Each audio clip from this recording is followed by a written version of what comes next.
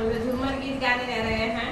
अच्छा लगे तो लाइक शेयर सब्सक्राइब जरूर करें। इनको थोड़ा धमकी मिला तो आवाज बढ़ा। मातावा पर दही के टोकरिया टमाटर बेचे जइहा ए सैया।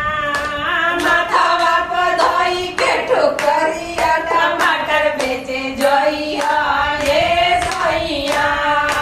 माथावा पर दही के ठोकरिया टमाटर बेचे जइहा